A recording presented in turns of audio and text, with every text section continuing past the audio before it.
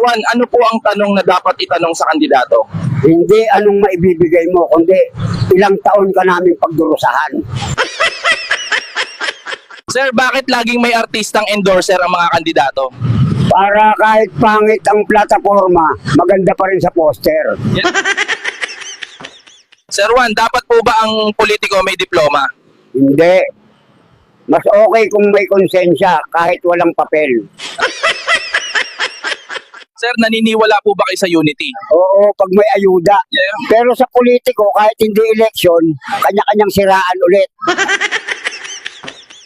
Sir Juan, kung ikaw ang Pangulo, anong una mong gagawin?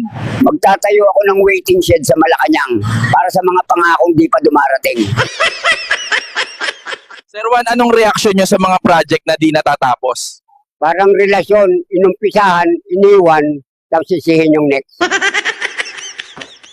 Sir, anong tingin nyo sa politikong nagbabagong anyo tuwing eleksyon? Parang transformer. Pero sa dulo, pareho pa rin, trapoform.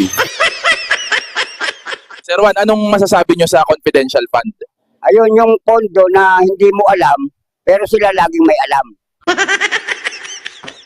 Sir, anong masasabi nyo sa mga political survey? Parang chismis sa kanto. Maingay, pero hindi mo alam kung totoo. Sir, kung may utos ka sa mga politiko, ano yon?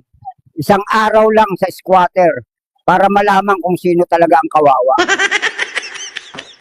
Sir Juan, may magic po ba sa eleksyon? Meron. Yung talunan ang laging nananalo. Sir Juan, ano po masasabi nyo sa mga botong nababayaran? Short term saya, long term sumpa.